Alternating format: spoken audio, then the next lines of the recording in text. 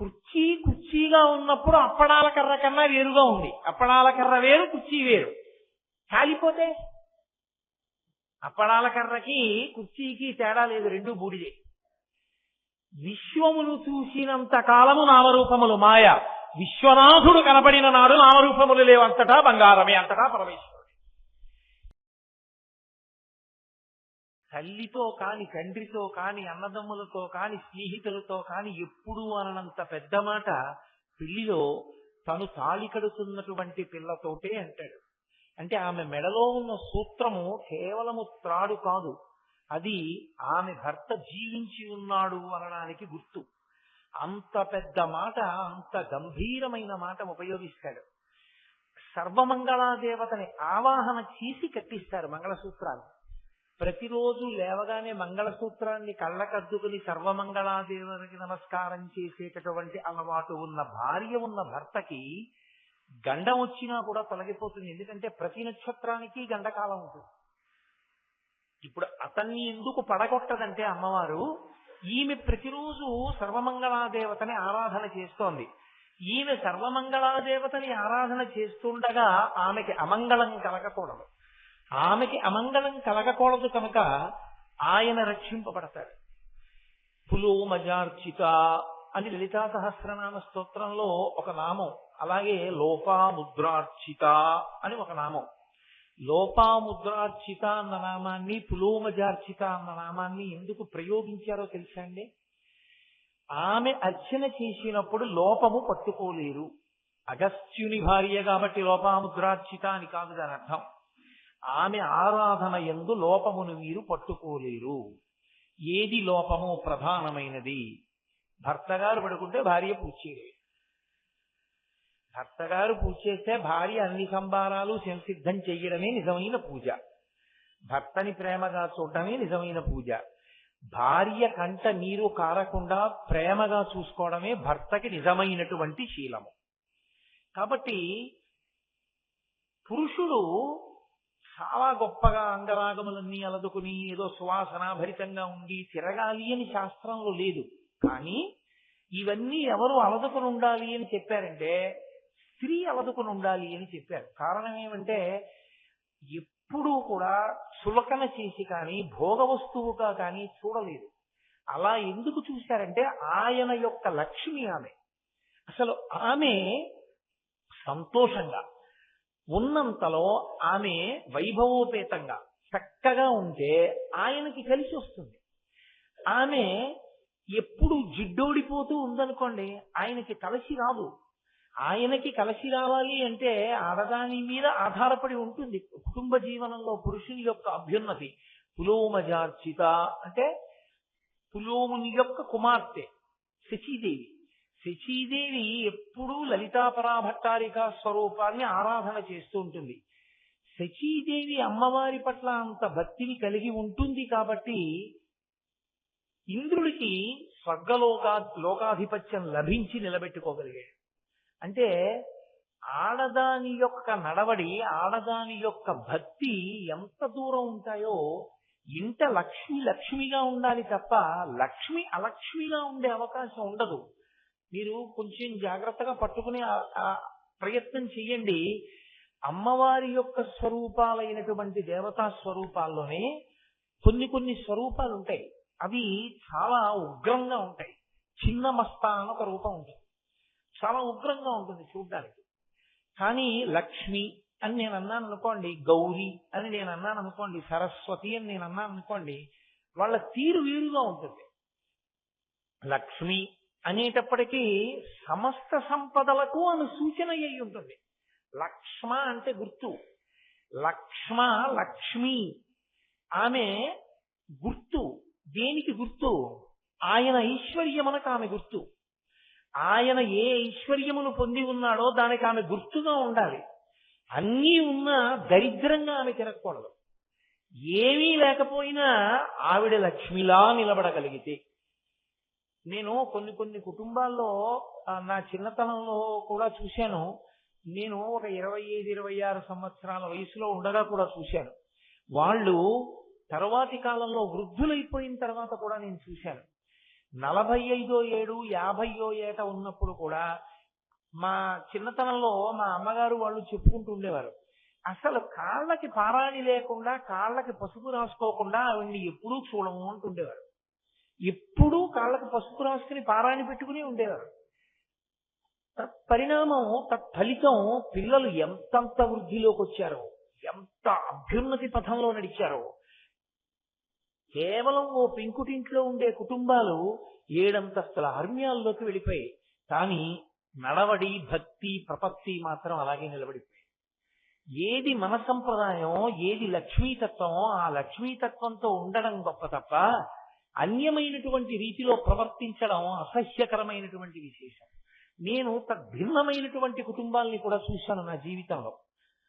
ఐశ్వర్యం ఉంది కదా అని ఇంటికి పెద్దలు వచ్చినప్పుడు వారికి ఒక గ్లాసుడు పాలు ఇచ్చేటప్పుడు చెప్పులిప్పి ఇవ్వాలన్న కనీస మర్యాద కలిగినటువంటి పశుత్వం కలిగిన కుటుంబాలని కూడా నేను చూశాను. ఇంట్లో చెప్పులేసుకు తిరుగుతూ మహాత్ములైన వారి ఇంటికి వచ్చినప్పుడు వారికి ఓ గ్లాసుడు పాలు ఇచ్చేటప్పుడు కూడా చెప్పులతోనే ఇచ్చిన ఆడవాళ్ళు ఉన్న కుటుంబాలు కూడా నేను చూశాను. వాళ్ళని నియంత్రించలేని అధములైన భర్తలున్న కుటుంబాలు నేను చూశాను. కాబట్టి ఎక్కడి నుంచి వస్తుంది అభ్యున్నతి రమ్మంటే? శంకర భగవత్పాదులు కేవలంగా ఏదో అమ్మవారిని స్తోత్రం చెయ్యడం ఆయన లక్ష్యం కాదు. అర్ధనారీశ్వర స్తవం మీతో మనవి చేశాను, గృహస్థాశ్రమంలో ఉన్న వారి కొరకు ఇవ్వబడింది.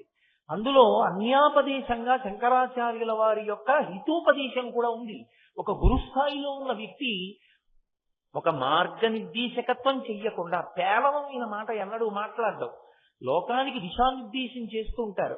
అందుకే కస్తూరికా కుంకుమ చర్చితాయి, ఆమె ఎప్పుడూ కస్తూరి కుంకుమ ఈ రెండిటి చేత అలంకరింపబడి ఉంటుంది. కస్తూరి కుంకుమ ఈ 2 సుగంధ ద్రవ్యములు ఇవే అలంకరింపబడి ఉంటే ఆమెకా అభ్యున్నతి, మనకా అభ్యున్నతి. అంటే అమ్మవారికి కొత్తగా అభ్యున్నతి అన్న మాట వాడడానికి ఏమి ఉండదు. యథార్థమునకు దాని దర్శనం చేత వచ్చేటటువంటి అభ్యున్నతి ఎవరికో తెలుసా అండి? మనకే.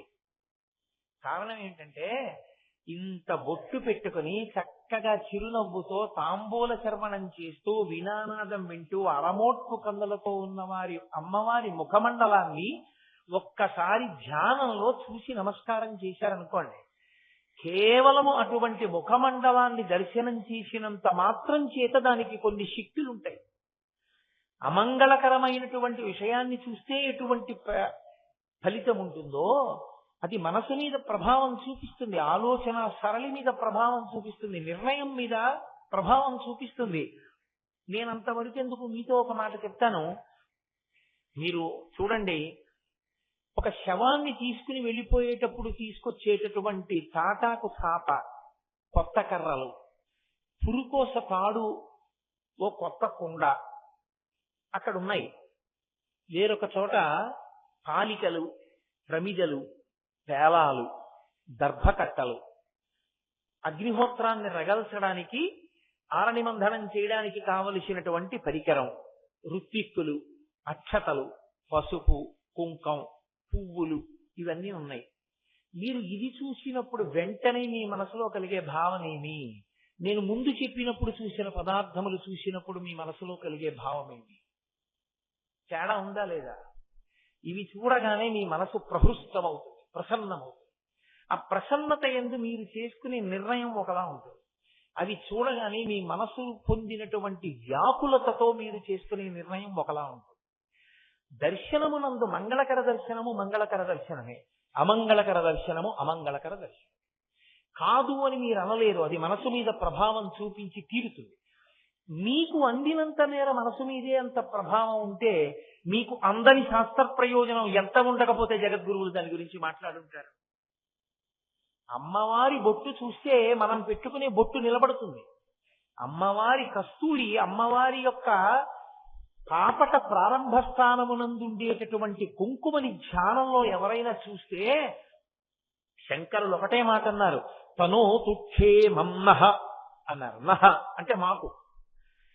అలా ఒక్కడు కుటుంబంలో ధ్యానంలో అమ్మవారు ఇక్కడ పెట్టుకునేటటువంటి కుంకుమని చూసినా, ఆవిడ కబరీబంధం చూసినా, అందులో పువ్వులు చూసినా పవిత్రమైన హృదయంతో మా అమ్మ అన్న భావనతో చూసేవాడు ఒక్కడి ఇంట్లో ఉంటే ఆ ఇల్లంతా రక్షింపబడుతుంది. అటువంటి వాళ్ళు 10 మంది ఒక ఊళ్ళో ఉంటే ఆ ఊరంతా రక్షింపబడుతుంది. కాబట్టి మంగళకర దర్శనము చేత పొందేటటువంటి మంగళత్వము కూడా అలాగే ఉంటుంది. అమ్మవారి ముఖమండలాన్ని చూడడం చేత నేను అలా ఉండాలన్న భావన ఏర్పడుతుంది. మీరు చూడండి, మీరు వెంకటాచల క్షేత్రానికి వెళ్ళారనుకోండి, ఎవరో అష్టదళ పాద పద్మారాధన సేవ చేసుకుని బయటికి వచ్చి అంతరాలయంలోకి వెళ్ళాం, మొట్టమొదట కూర్చున్నాం గడప దగ్గర 25 నిమిషాలు వెంకటేశ్వర స్వామిని ఆపాదమస్తకం చూశాం. ఇదిగో ఉత్తరీయం ఇచ్చారు, పట్టుది ఉత్తరీయం వేసుకుని బయటికి వచ్చాం. అబ్బాయి ఎంత బాగుందో అని చెప్పుకుంటున్నారు అనుకోండి. మీరు 300 రూపాయల టికెట్ పెట్టుకుని 10 మాటలు దర్శనం చేసినా 300 × 10 3000 రూపాయలు మీరు ఖర్చు పెట్టినా మీరు చేసింది లఘు, అతి లఘు, మహాలఘు, ఎన్ని లఘువులు ఉంటాయో అన్ని లఘువులు ఉంటాయి. కానీ 2500 పెట్టి అష్టదళ పాద పద్మారాధనం కొనుక్కున్నవాడు భార్యతో కలిసి మొదటి గడప దగ్గర కూర్చున్నానంటే మీరేమంటారు? అదేంటంటే మీరు కూడా అలాంటిది ఏమైనా తీసుకుంటే ఎంత బాగుండు, చక్క మనం వచ్చి చేసుకుంటాం కదా అంటారా అనరా? మీ మనస్సు మీద వెంటనే అలా చెయ్యాలన్న భావన ఒకటి వచ్చేసిందా రాలేదా? మీరు నిరంతరం అమ్మవారి ముఖమండలాన్ని అలా దర్శనం చేయడం అలవాటు అయినప్పుడు మీరు అలా ఉందామని మీకు ఎందుకు అనిపించదు? అనిపిస్తుందా అనిపించదా? అనిపించినప్పుడు అమ్మవారి ఐదోతనం, అమ్మవారి ఐశ్వర్యం ఎలా ఉందో అలా మీకు ఉండకుండా ఉంటుందని మీరు ఎందుకు అనుకుంటున్నారు? నేను మజ్జిగ తాగితే కలవ చేస్తే మీరు మజ్జిగ తాగినా కలవ చేస్తుంది. మీకు వేడి నాకు కలవ చేయదుగా. కాబట్టి అమ్మవారి ముఖమండలంలో కస్తూరిని కుంకుమని చూసిన వాడికి ఆమె ఎటువంటి సుమంగళిత్వాన్ని పొంది ఉందో అటువంటి సుమంగళిత్వాన్ని పొంది చక్కగా పిల్లలతో పాపలతో 3 తరాల్ని చూసి ఆరోగ్యంగా భగవత్ సేవ చేస్తూ ఆ తల్లి కట్టి విప్పిన బట్ట తెచ్చి వేయండి రా పసిపిల్లలకి అనిపించుకునేటటువంటి మంగళత్వాన్ని పొందుతారు. ఇది ప్రవహింపచేయడం శంకరాచార్యుల వారి యొక్క ఉద్దేశ్యం. అది చూసి దాన్ని కిందకి ప్రవహింపచేయాలి. పైన ఓవర్ హెడ్ వాటర్ ట్యాంక్ లో నీళ్లు ఉన్నాయి, కింద గదిలోకి నీళ్లు రావట్లేదు. ఎక్కడుంది తేడా? పంపు తిప్పలేదు. పంపు ఒకసారి తిప్పారనుకోండి నీళ్లు కారిపోతాయి. మళ్ళీ కట్టకుండా ఉంటే చాలు, విప్పడం నేర్చుకుంటే చాలు నీళ్లు వస్తాయి. మరి ఓవర్ హెడ్ వాటర్ ట్యాంక్ ఖాళీ అయితేనండి, అది ఖాళీ అయ్యే ట్యాంక్ కాదు, అది పూర్ణ పుష్కళ, అది ఎప్పుడూ నిండే ఉంటుంది. కాబట్టి విప్పుకోవడం మీకు రావాలి. ఒకసారి విప్పుకోవడం మీకు రాక ఇబ్బంది పడుతున్నారని శంకరాచార్యుల వారు విప్పి చూపిస్తున్నారు ఆ పంపుని. ఇలా ధ్యానం చేయి అభ్యున్నతిని పొందుతావు. కాబట్టి కస్తూరికా కుంకుమ చిర్చితాయి. నేను మీతో మనవి చేశాను కాబట్టి ఒక్క మాట చెప్తాను. సరస్వతీదేవి యొక్క అనుగ్రహం కలగాలి అంటే అమ్మవారి యొక్క చరణోదకమును ఎవరు తాగుతారో వాళ్ళకే లభిస్తుంది. అమ్మవారి చరణోదకాన్ని తాగాలి అంటే ఎలా ఉంటుంది అమ్మవారి చరణోదకం అంటే మనకి తెలియదని శంకరులు అమ్మవారి పాదములకు ఉండేటటువంటి ఆ అలదుకున్నటువంటి పారాణి యొక్క శక్తి చెప్పారు. నేను ఇదే మీతో మనవి చేసేది. ఆవిడ పారాణి రాసుకుంది, ఆవిడ బొట్టు పెట్టుకుంది అంటే కేవలం ఆవిడ సువాసినిగా నిలబడడానికి కాదు, ఆవిడ అందరికీ ఆ సువాసినిత్వాన్ని ఇవ్వగలదు. అలా చూస్తే ఆవిడ పారాణి పెట్టుకుంటుంది. ఆ పారాణి లౌకికంగా ఎవరిదో కడిగి మీరు నీళ్లు పుచ్చుకున్నారనుకోండి, మీకేం ప్రయోజనం ఉంటుందని నేను అనుకోను. ఒక సువాసిని యందు పరదేవతని చూసి కాళ్ళు కడిగి తాగితే ఉండే భావన వేరు. కానీ ధ్యానమునందు పరదేవత యొక్క పాదములు కడిగితే వచ్చినటువంటి జలములను తాగినటువంటి వాడు ఎటువంటి స్థితిని పొందుతాడో శంకరుడు చెప్పారు సౌందర్యలహరిలో. కదాకాళీ మాత కదయ కలితాలక్తక రసం పిబేయం విద్యార్థి తవ చరణ నివేజన జలం ప్రకృత్యా మూకానామపి చ కవిత కారణతయా కథాదత్తే వాణి ముఖకమల తాంబూల రసతాం అంటారు. సరస్వతీదేవి తాంబూలం వేసుకుని నవలగా నవలగా నవలగా ఆమె యొక్క నోరు ఎర్రగా అయిపోతుంది. తల్లికి ఒక లక్షణం ఉంటుంది. పిల్లలు ఇంకా తాంబూలం వేసుకోవడం తెలియనటువంటి వయసులో అమ్మ తాంబూల చర్వణం చేస్తే దగ్గరికి వెళ్ళి ఇలా అమ్మ నోటి వంక చూస్తారు. అమ్మ ఏంటమ్మా, అమ్మ ఏంటమ్మా, నోరు ఎందుకమ్మా ఎర్రగా ఉంది, నోరు ఎందుకమ్మా ఎర్రగా ఉంది అంటే నేను తాంబూలం వేసుకున్నాను రా అంటుందమ్మ. అయితే నాకు ఈ అమ్మ అంటాడు. వాడికి డెక్కిడుతుంది, వాడు తినలేడు. సున్నం ఒక్క పొడి ఇవన్నీ ఉన్నది, వాడు తినడానికి సరిపోడు. ఏ తల్లి కూడా లోకంలో పిల్లవాడికి తాంబూలం పెట్టేటప్పుడు నోట్లోంచి ఇలా పిడస తీసి పెట్టదు. అమ్మ తాంబూలపు ముద్ద పిల్లవాడి నోట్లో పెట్టాలంటే నోరు తెరవమని వాడి నోరు దగ్గరికి తీసుకుని నాలుకతో తాంబూలపు ముద్ద నోట్లోకి తోస్తుంది. ఆ తోసినప్పుడు అమ్మ నోటిలో ఉన్నటువంటి లాలాజల సహితమైనటువంటి తాంబూలపు ముద్దే పిల్లవాడు తింటాడు. అది మధురాతి మధురం. అమ్మ నోట్లో తాంబూలపు ముద్ద తినడం అంటే అది తల్లికి బిడ్డకే మాత్రమే అందేటటువంటి అద్భుతమైనటువంటి అనుభవం. అది ఒక చిన్న వయస్సులో అమ్మ నోట్లోంచి అందించిన తాంబూలపు పిడత తిన్న పిల్లవాడు పొందినటువంటి అనుభూతిని వర్ణించడానికి ఏ కవికి ఉన్నటువంటి శక్తి సరిపోదు. అటువంటిది సరస్వతీదేవి తాంబూల చర్వణం చేసినప్పుడు వచ్చినటువంటి ఎర్రటి ఆవిడ లాలాజనాన్ని స్వీకరించినటువంటి వాడికి ఎటువంటి కవితాశక్తి వస్తుందో, పరదేవత పాదములు కడిగినప్పుడు ఆవిడ పాదములకు ఉన్నటువంటి పారాణి కరిగిన నీళ్లు ఎర్రగా ఉన్నవి 3 మాటలు పుచ్చుకున్న వాడికి అంతే సరస్వతీ కటాక్షం వస్తుంది. అందుకే శంకరులు అన్నారు, అమ్మా పిబేయం విద్యార్థి తవచరణ నిర్ణేజన జలం. నేను విద్యార్థినమ్మా, నేర్చుకుంటున్నవాడినమ్మా, ఎప్పుడు తాగుతానమ్మా నీ చరణోదకాన్ని, నీ చరణములు కడిగినటువంటి జలాన్ని నేను ఎప్పుడు పుచ్చుకుంటానమ్మా అన్నారు. ఎవరు? శంకర భగవత్పాదులంతటి వారు. అంటే అమ్మవారి పాదములకు అలదినటువంటి పారాణికంత శక్తి సరస్వతి కటాక్షాన్ని ఇస్తుంది.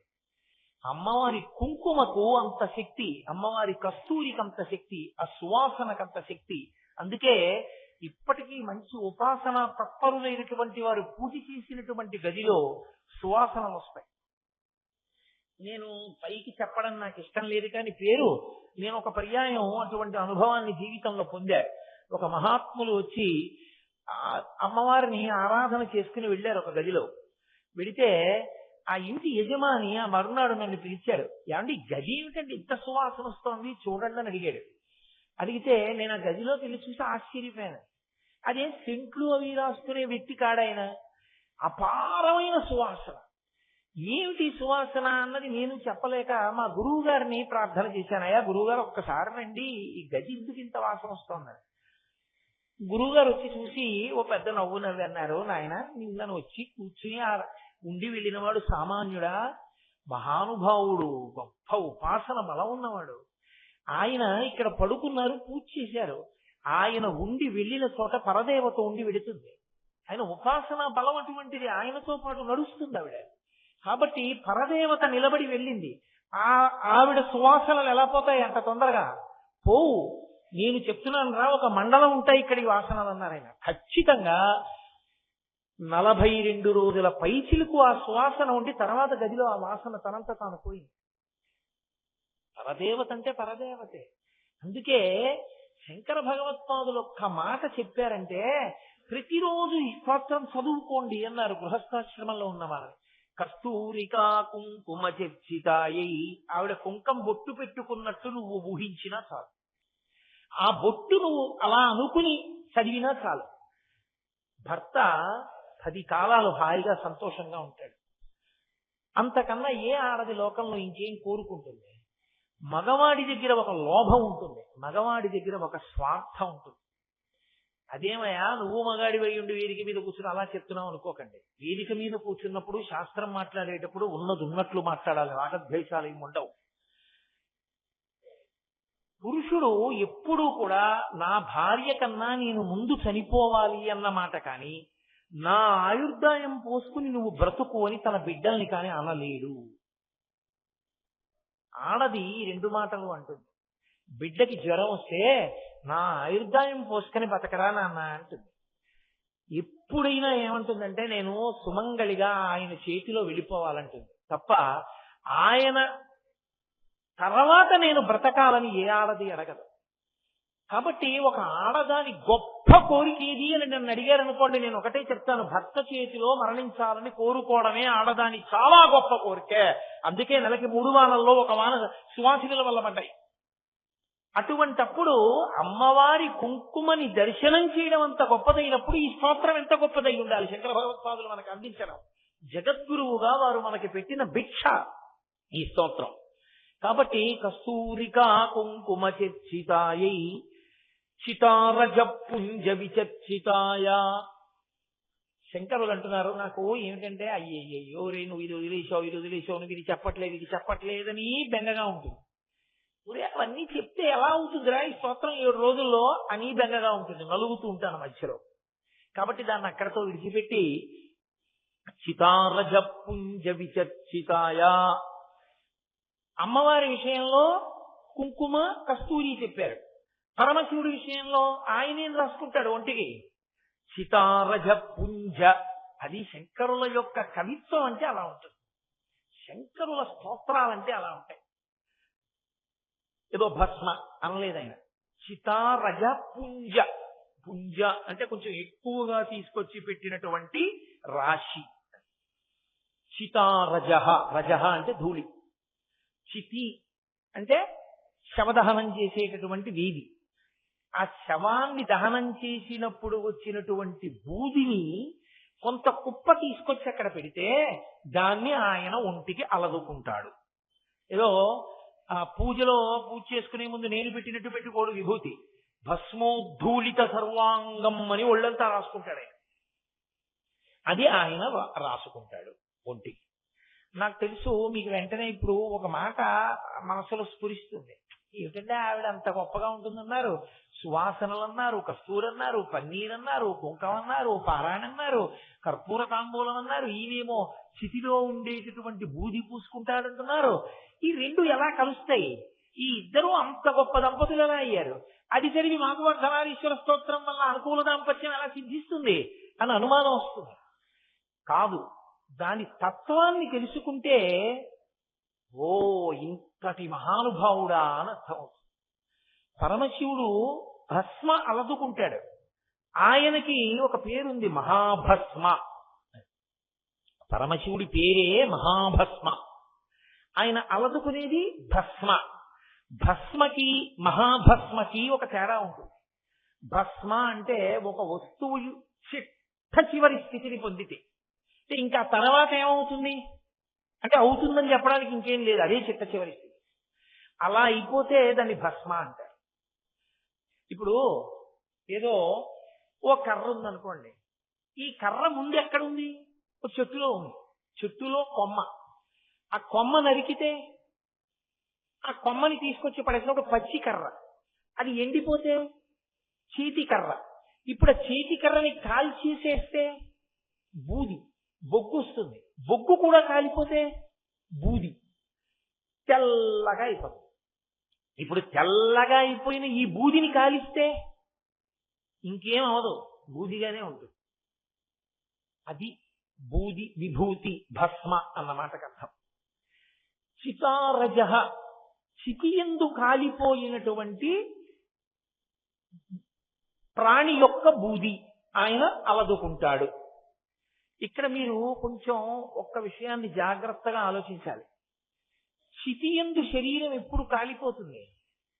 జీవుడు బయటికి వెళ్ళిపోయిన తర్వాత కదా. జీవుడు ఉన్నంతసేపు అది శివం, జీవుడు బయటికి వెళ్ళిపోయాడు అనుకోండి శవం. ఇప్పుడు ఆ శవాన్ని చితి మీద పెట్టి కాలుస్తారు.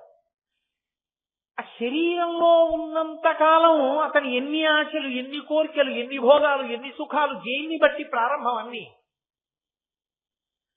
చాలా జాగ్రత్తగా మీరు దీన్ని కొంచెం పట్టుకోవలసి ఉంటుంది. అందుకే అమ్మవారి అనుగ్రహం ఉంటే కానీ అయ్యవారు అర్థం కాదు, వచ్చిన పెద్ద సమస్య.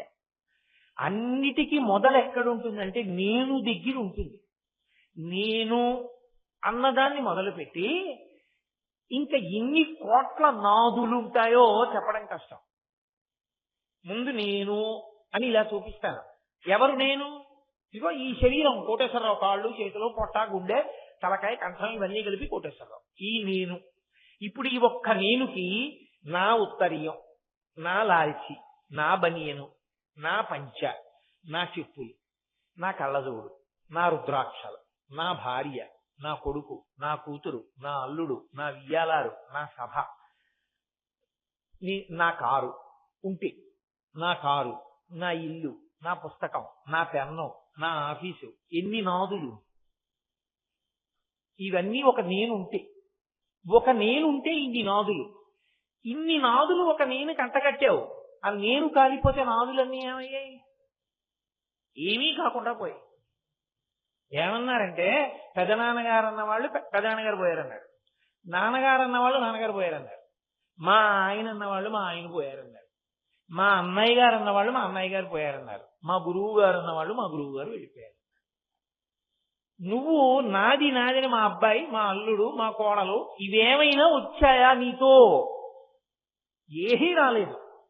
నువ్వు నేను అన్నది ఏదుందో దాని చుట్టూ ఈ నాదులు. నేను అసత్యం నువ్వు పట్టుకున్నది ఇది. అసత్యమునకు పట్టుకున్న అసత్యాలు కూడా నీతో రావు. ఇదే మధుకైటభులు అంటారు. విష్ణు సంహార ప్రక్రియ నందు చెప్తే విష్ణువు చేసిన సంహార ప్రక్రియలో మధుకైటభులు అంటారు. మధు అంటే తేనె. మధువు ఒక్క చొక్కుందనుకోండి, కైటభము అంటే కీటకములు. బోర్డని చీమలు చుట్టూ పట్టుకుంటాయి. ఒక్క తేనె చుక్క ఉంటే ఇన్ని చీమలు. ఆ తేనె చుక్క తడిబట్టతో తుడిచేస్తే చీమలను ఇలా ఇలా ఇలా ఇలా కొంచెం కదిపి ఆ తేనె చుక్క నీటితో తుడిచేశారనుకోండి, అన్ని వెళ్ళిపోతాయి చీమలకు. ఎందుకనంటే అక్కడ మధువు లేదు. మధువు లేకపోతే కైటభుడు ఉంటాడు. మధు కైటభులు ఒకసారి పోతాడు. నేను నాది ఓసారే పోతాయి. పోయిన తర్వాత ఏమవుతుందంటే మళ్ళీ నేనులోకి జీవుడు ఇంకో దాంట్లో దూరుతాడు. ఇది వదిలేశాడు, మళ్ళీ ఇంకో తొడుగులోకి ఎడతాడు. అదో కుక్క తొడుగు అవ్వచ్చు, అందులో కెడతాడు. వెళ్ళి ఏం చేస్తాడు? ఇందులో ఏం చేశాడో అందులో అదే చేస్తాడు. ఇందులో ఓడి చేయలేని వాడు అందులో ఇక్కడ కొత్తగా చేసేస్తాడు. ఇంత గొప్ప దాంట్లోకి వచ్చి ఏమీ చేయలేదు, ఇంత అందులో కలిగి చేస్తావా? షడూర్ములను ఉంటాయి, అవే చేస్తాడు. ఆకలి, దప్పిక, శోకము, మోహము, జరా, మరణము 6 కొడుతూ ఉంటాయి. సముద్ర కెరటాలు కొట్టినట్టు కొడుతూ ఉంటాయి జీవుణ్ణి. ఆకలి, తింటాడు. ఏమిటి పెద్ద తేడా? ఇంట్లో నేను తింటాను, అలా గ్రిల్లోంచి బయటికి చూస్తే కుక్క తింటూ ఉంటుంది, పంది తింటూ ఉంటుంది. రాత్రి నేను పడుకుంటాను, కుక్క పడుకుంటుంది, పంది పడుకుంటుంది. నాకు శోకం ఉంటుంది, ఏదో శోకం. మా అమ్మాయి అమెరికా వెళ్ళిపోయిందని ఏడుపు, మా అమ్మాయి అమెరికా నుంచి వస్తే వెళ్ళిపోయే టైం తొందరగా అయిపోతుందని ఏడుపు, మా అమ్మాయికి జ్వరం వస్తే ఏడుపు. ఏదో ప్రతిదానికి ఏడుపేగా, కాబట్టి శోకం ఉంటుంది. మోహం, ఎంత మోహం అంటే ఇన్ని ఉపన్యాసాలు చెప్పినా నాది నాది అని తాపత్రయం. కాబట్టి మోహము, జర, ఇలా కాలంలో ముసల్తనం వచ్చేసింది అనుకుంటేనే మంచిది. 50 దాటిపోయాక ముసల్తనం కాక ఇంకేమిటి? కాబట్టి జర, చిట్ట చివర మరణము.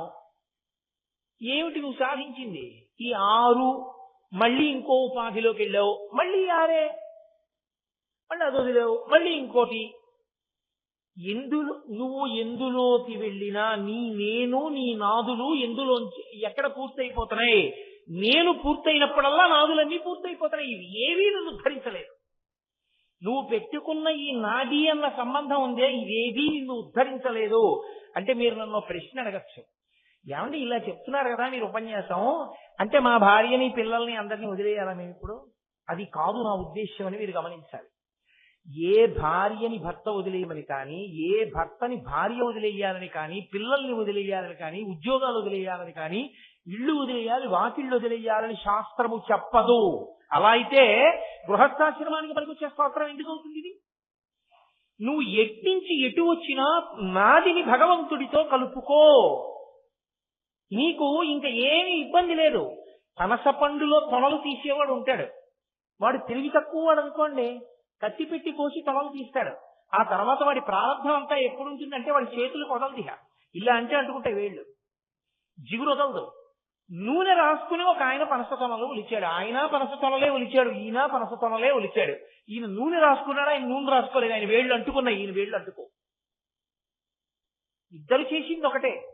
పరమేశ్వరానుగ్రహం నాకు ఈ కొడుకను, నిజాయితీగాను పరమేశ్వరానుగ్రహం నాకింత మంచి భార్య, ఈశ్వరానుగ్రహం నాకింత మంచి ఉద్యోగం, పరమేశ్వరానుగ్రహం నేను 4 మాటలు చెప్పుకోగలుగుతున్నాను పరమేశ్వరుడి గురించి, పరమేశ్వరానుగ్రహం నాకు కారు లేకపోయినా నా ఇంటి ముందు కారు పెట్టి నన్ను తీసుకొస్తున్నారు, పరమేశ్వరానుగ్రహం నాకు తిన్నది అరుగుతోంది, పరమేశ్వరానుగ్రహం నా కొడుకు చదువుకున్నాడు. నువ్వు ఎన్ని నాదులైనా పెట్టుకో, అన్ని నాదులకు పునాది ఈశ్వరుణ్ణి పెట్టుకో. ఇప్పుడు నువ్వు ఏం చేస్తున్నా ధరించడానికి మార్గం. ఇదంతా ఈశ్వరానుగ్రహం, ఈశ్వరానుగ్రహం, ఈశ్వరానుగ్రహం అన్నవాడికి పొంగు కుంగు ఉండడానికి అవకాశం ఉండదు. ఎందుకంటే అన్ని ఈశ్వరుడివి అయినప్పుడు జేబులో పెద్ద ఎవరో పెట్టుకుపోయారు. నమ చోరాయక, నేను కాను యజమాని దానికి, ఆయింది ఆ పెన్నం, ఆయన ఇచ్చాడు, వాడుకున్నాను కొన్నాళ్ళు. ఆయన పెన్ను ఆయన పట్టుకెళ్ళాడు, ఇంకోళ్ళకి ఎవరికో ఇవ్వాలి పని ఉందని తీసుకుపోయాడు. దొంగ రూపంలో వచ్చి పట్టుకుపోయాడు. నాకు తెలియకుండా పట్టుకెళ్ళాడు కాబట్టి దొంగ అన్నాను. కానీ నమశ్చోరాయచ, పరమేశ్వరుడు ఆయన వస్తూ ఆయన దొంగ రూపంలో వచ్చి పట్టుకెళ్ళాడు. ఇప్పుడు నీకేమైనా పొంగుందా కొంగుందా? మహాత్ముడు కావడానికి సాధన అలాగే పెడుతుంది. కాబట్టి నాదులు నేను నాది ఇవి ఈశ్వరుడితో ముడిపడ్డాయి అనుకోండి, వాడు తరించిపోతాడు. తాడు తిప్పడంలో ఉంటుందండి. మీరు మనిషిని నించోపెట్టి ఇలా తిప్పేశారనుకోండి, తాడు కట్టేశారు, ఇలా తిప్పేశారనుకోండి, విప్పేశారు. 2 సార్లు చెయ్యే తిప్పింది, 2 సార్లు తాడే తిప్పింది. ఒకలా తిప్పితే కట్టారు, వ్యతిరేక దిశలో తిప్పితే విప్పారు. అసత్యమైన నేనుకి అసత్యమైన నాదులతో పెట్టుకున్న సంబంధం ఎందుకు పనికి రాకుండా పోతుంది. పునర్జన్మకి హీనోపాధులలోకి పోతాడు. పరమేశ్వరుణ్ణి ప్రాతిపదికగా నేను నాదితో కలిపిన వాడు అభ్యున్నత పదంలోకి వెళ్ళిపోతాడు. నిత్యనుంది ఎక్కడం రాక దిగడమే వచ్చింది ఒకడికి, వాడు ఎప్పుడు మేడెక్కడ. నిత్యనుంది ఎక్కడమే వచ్చిన వాడు ఉన్నాడు, వాడు మేడ మీదే ఉంటాడు కదా. కాబట్టి ఇది తెలియదు. తెలియకపోవడం వల్ల నువ్వేమైపోతున్నావో తెలుసా? ఇప్పుడు ఎలా బూది అయిపోయావో అలాగే ఎన్ని కోట్ల జన్మలలోనో బూదిగా అవుతూనే ఉన్నావు. ఎన్ని కోట్ల జన్మల్లో శరీరాన్ని వదిలిపెట్టావో. అలయక సొలయక వేసక నొలయక కరి మకరితోడ నుద్దండత రాత్రులు సంఖ్యలు దివసంబులు సలిపెన్ పోరొక్క 1000 సంవత్సరములు అంటారు పత్రగారు గజేంద్రమోక్షణం. రాత్రి పగలు అసుర సంధ్య వేళ ఎప్పుడు వదిలిపెట్టేశాడో శరీరాన్ని. ఎన్నిసార్లు మృత్యువుతో పోరాటం చేశావో. మళ్ళీ నాది నాది అంటూనే ఉన్నావు, మళ్ళీ పట్టుకుంటూనే ఉన్నావు, మళ్ళీ వదిలిపెడుతూనే ఉన్నావు. ఇప్పుడు పరమేశ్వరుడు విభూతి రాసుకోవడము, భస్మ రాసుకోవడము అన్న మాటకు అర్థం ఏమిటో తెలుసా అండి? అన్ని వస్తువులు చిట్ట చివరికి బూదిగానే ఉంటున్నాయి. బూది కన్నా మారడానికి వేరొకటి లేదు, అది సత్యం. ఇది ఎరుకలోకి నీకు వచ్చినటువంటి ఉత్తర క్షణంలో నీకు పిచ్చి వ్యామోహం తగ్గిపోతాయి. 2, దాని పేరు భస్మ. భస్మ అంటే భగవంతుణ్ణి స్మరించకుండా ఎప్పుడూ నాది నాది నేను నాది నేను అనుకుని స్మరించడంలో పాడయ్యావు. భస్మని ధారణ చేస్తే, అంటే ఎలా పడితే అలా ధారణ చేయకూడదు. భస్మ ధారణకి ఒక పద్ధతి ఉంటుంది. ఎడం చేతిలో విభూతి వేసుకుని నీళ్లు పోసుకుని మంత్రం చెప్పి ఆ మంత్రంతో ఉన్నటువంటి విభూతిని ఈ 2 వేళ్లతో బొటన వేలుతో అలది ఈ 2 వేళ్లతో ఈ కొస నుంచి ఈ కొస వరకు వచ్చి కణత దాటకుండా వేళ్లాపి బొటన వేలుని మధ్యలో పెట్టి ఇటువైపుకి రావాలి. వస్తే అది శాస్త్రీయమైన భస్మధారణా విధానం అని పేరు దానికి. కాబట్టి ఇప్పుడు అలా భస్మని ధరించిన వాడికి ఏమవుతుంది అంటే, ఆజ్ఞాచక్రం నుంచి అది వెళ్ళింది కాబట్టి దాని వలన మనసు ఒక విషయాన్ని గుర్తులోకి తెచ్చుకుంటుంది. భా అంటే భగవంతుణ్ణి, స్మ అంటే స్మరణలోకి తెస్తుంది. అది కాలక్రమంలో నీకు అలవాటు చేస్తుంది. నీ మనసు భగవంతుడితో ముడిపడడాన్ని నేర్చుకుంటుంది. అలా ముడిపడడం నేర్చుకున్న ఉత్తర క్షణంలో నువ్వు తరించిపోయావంతే. నువ్వు కొత్తగా చేయడానికి ఏముండదు. నువ్వు చెయ్యవలసిందల్లా నీ ఆలోచన విధానంలో కించిత్ మార్పు రావాలి. అందుకే వాంగ్మయం అంతా ఎవరికి, ప్రవచనములన్నీ ఎవరికి అంటే కేవలం మనుష్య ప్రాణికే. మిగిలినవి విని అనుష్ఠించి అభ్యున్నతిని పొందలేవు. ఒక్క మనుష్య ప్రాణి విని పాటించి అభ్యున్నతిని పొందుతాడు. కాబట్టి ఆ మలుపు, ఆ మార్పు రావాలి. అదొక్కటి వచ్చిందా తరించిపోయావంతే. కాబట్టి అది భస్మ. మహాభస్మ అని దేన్ని పిలుస్తారు అంటే, అసలు ఈ లోకంలో ఏ వస్తువు మిగలకుండా అన్ని బూది కింద అయిపోయాయి అనుకోండి. ప్రళయతాండవమని చేస్తాడు పరమేశ్వరుడు. అప్పుడు ఇక మిగలడానికి ఏముండదు, సమస్తము లయమైపోతుంది. అప్పుడు మహాభస్మ కింద నిలబడిపోతుంది. అది పరమశివుడే. ఎందుకో తెలుసా అండి? భస్మకి మహదైశ్వర్యమని పేరు. భస్మకి 2 లక్షణాలు ఉంటాయి. సమంత్రకంగా విభూతిని ధారణ చేస్తే అది మీకు గొప్ప రక్షణ ఇస్తుంది. సమంత్రకంగా భస్మని ధరించిన వాడికి తేజస్సు పెరుగుతుంది. సమంత్రక భస్మధారణం చేసినటువంటి వాడికి ఆయన తేజస్సు భస్మము యొక్క ఆ చిన్నగా ఉండేటటువంటి ఆ కణములలోకి ప్రసరణమును పొంది ఆయన అనుగ్రహం ఆ విభూతి కణముల ద్వారా ఇతరులకు వెడుతుంది కూడా. మీకు నేను ఒక ఉదాహరణ చెప్పాలంటే, కంచికామకోటి పీఠాధిపత్యం వహించినటువంటి మహాపురుషులు ప్రాతస్మరణీయులు చంద్రశేఖరేంద్ర సరస్వతి మహాస్వామి వారికి ఒక కుటుంబం అంతేవాసిత్వాన్ని పొందింది. ఆయనకి షష్ఠి పూర్తి చేద్దాం అనుకున్నారు కొడుకులు. ఆ తండ్రికి పరమాచార్య స్వామి వారి అంతేవాసిత్వం పొందినటువంటి కుటుంబంలో ఉన్నటువంటి తండ్రికి. కానీ తల్లిగారు హాస్పిటల్లో చేరారు. ఇంకా షష్ఠి పూర్తి దగ్గరికి వస్తోంది, ఇక ఆవిడ బతకరు అని డాక్టర్లు చెప్పేశారు. ఒకప్పుడైతే ఇంకా ఆవిడ ఇంచుమించు చనిపోయారని చెప్పారు. కొడుక్కి గురువు గారి మీద నమ్మకం, పరమాచార్య స్వామి వారి మీద. అయ్యో మహానుభావుడు, ఆయన గబగబా విమానం ఎక్కి వెళ్ళారు. పరమాచార్య స్వామి వారు ఎక్కడున్నారు అంటే, ఆయన ఎప్పుడు సంచారంలో ఉండేవారు. ఎక్కడో పల్లెటూరులో ఉన్నారన్నారు. విమానం దిగి కారులో వెళ్ళి ఆ పల్లెటూరు వెళ్ళారు. ఆయన అప్పటికి సాయంకాలం వేళ చంద్రమౌళీశ్వరార్చన పూర్తి చేశారు. ఈ అబ్బాయి వెళ్ళి చెప్పాడు, అయ్యా మా అమ్మగారు హాస్పిటల్లో ఉన్నారు, ఇంచుమించు చనిపోయినట్టు. డాక్టర్లు చెప్పేశారు, కానీ మా నాన్నగారికి షష్ఠి పూర్తి చేయాలనుకుంటున్నాం, మా అమ్మ బ్రతకాలి, మిమ్మల్నే నమ్ముకున్నాం, మీ కొరకు వచ్చానన్నారు. విన్నారు. అలాగా శిష్యుణ్ణి పిలిచి లేత అరిటాకు పట్టుకురా. అరిటాకు పట్టుకొస్తే అక్కడ పెట్టారు. పరమాచార్య స్వామి వారు దాని మీద నించుని ఒక 4 మాటలు గింతారు. ఆయన ఒంటికి అలదుకున్నటువంటి భస్మ అందులో పడింది ఆకులో. దాన్ని జాగ్రత్తగా పొట్లం కట్టి అతనికి అన్నారు. పొట్లం కట్టి ఇచ్చారు. నువ్వు వెళ్ళి మీ అమ్మగారి నోట్లో వేస్తారు. అతను అన్నాడు, విమానానికి టైం అయిపోయింది, విమానం వెళ్ళిపోయి ఉంటుంది, మళ్ళీ రేపటి వరకు లేదన్నాడు. ఆయన కళ్ళు మూసుకుని అన్నారు, వెళ్ళదు, నువ్వు వెళ్ళాక వెడుతుంది, వెళ్ళు. ఆ విమానానికి ఏదో మరమ్మత్తు వచ్చి నిలబడిపోయింది. ఈ పిల్లవాడు వెళ్ళాడు, విమానం ఎగరడానికి సిద్ధపడింది. ఎలాగో ఆలస్యంగా వచ్చినా ఇంకా విమానం వెళ్ళలేదు కదా అని ఎక్కించారు. ఇతను వెళ్ళాడు. ఇది యథార్థంగా జరిగిన సంఘటన అండి. వెళ్ళి ఈ ఆకులో ఉన్నటువంటి భస్మని తల్లిగారి నోరు తెరిచి వేశాడు.